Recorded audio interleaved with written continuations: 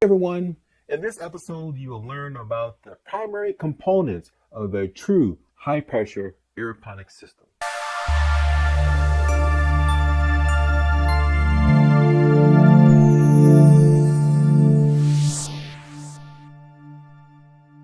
Okay, so let's talk about the primary components of a true high pressure aeroponics system.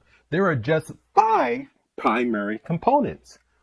The first component is the pump. Very critical. View the pump as like the heart of the system. The second component is the accumulator tank.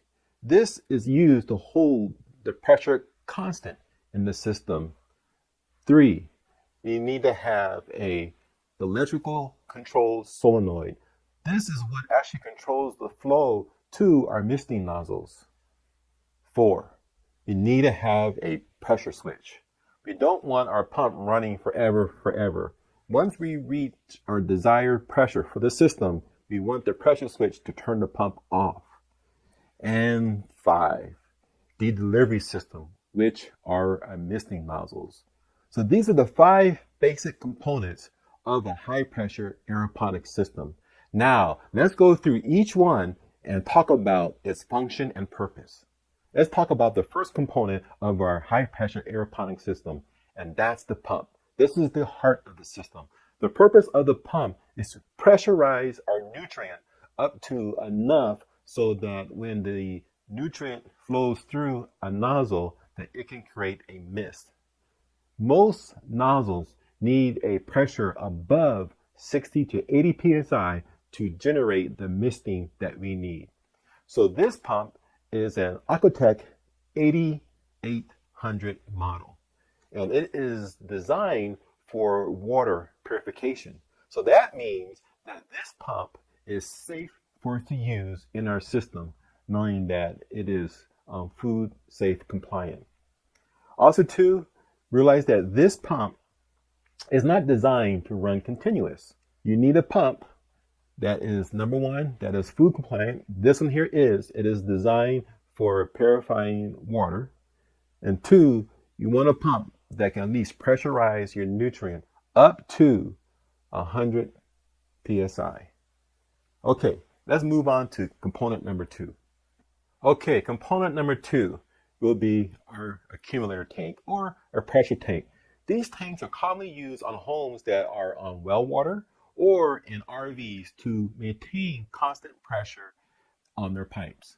Without constant pressure, you won't get water coming out of your faucet. These tanks are kind of unique. Internally, they have a rubber bladder, and that bladder is what really holds the water. The tank itself is divided into 2 sections. There is the space for the bladder, and then there is an air gap. A little physics here. You cannot compress water, but you can compress air. When this tank fills up with your nutrient, that air gap is compressed. So by compressing that air in the tank, we're able to put pressure on the bladder. By putting pressure on that bladder, it will keep or maintain a constant pressure in your system. Therefore, when the nutrient is disconnected from the system, we will still get pressure or water shooting out of our tank because of that compressed air in the tank. And this is why we call it an accumulator. Our next item that we will discuss is the electrical solenoid. The solenoid is simply a mechanism that starts and stops the flow of nutrient through the pipes. So instead of turning a valve to turn on or off your water, this is like a valve that is controlled electronically. When you add electricity to these wires, the valve opens up. When you turn off the electricity to these wires, the valve closes. So all this does is turn the water on and off. Now this is used to control the misting cycle to your system. So we would need to attach this to a timer that can turn the valve on in durations of seconds and off in durations of minutes. That will control the spraying interval for your system. This is not much different than how automatic lawn sprinklers work. If you are familiar with the function of those, then you definitely understand how this works.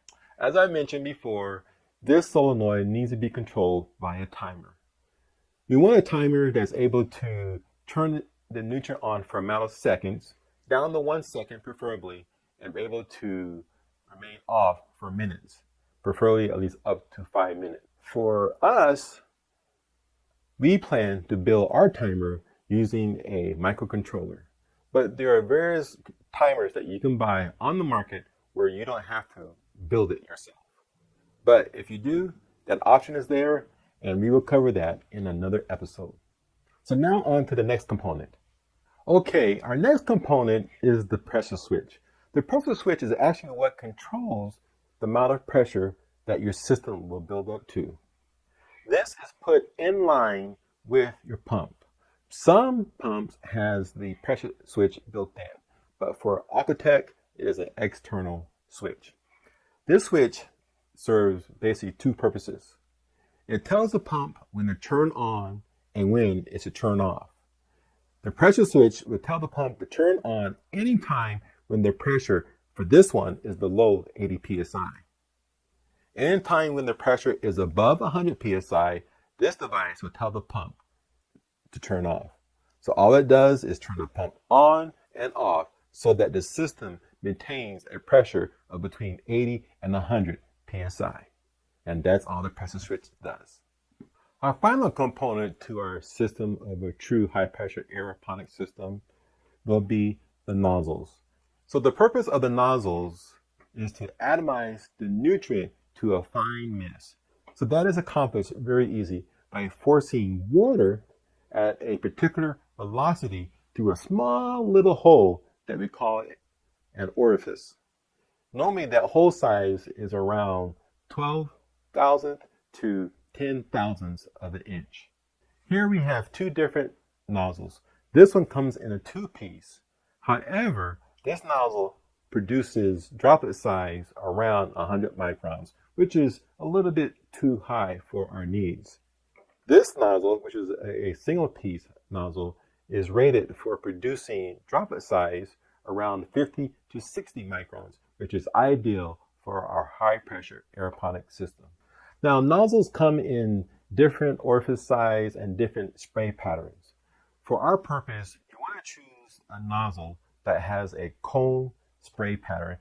You want to choose a nozzle that's between either 12 thousandths or 8 thousandths of an inch. Now, if you go with a larger orifice or a larger hole for your nozzles, it can also produce a very fine mist. However, it will take more pressure and a higher flow rate to be able to accomplish it. Caution is needed here. Some nozzles require such a high pressure and flow rate that the mist exiting from the nozzles can actually cut your roots and damage your root hairs. So stay away from these types of nozzles. For us, you want to have nozzles that operate between 60 and 100 psi with an orifice of around 10 thousandths of an inch. I know what we just covered might have seemed overwhelming. The basic fundamentals of the components of a high pressure aeroponic system, the rest is simple. It's just hooking up the components with tubing and connecting wires.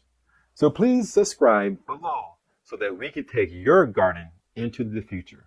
Subscribe right here now on Aeroponics DIY and let us take you where no gardener has gone before.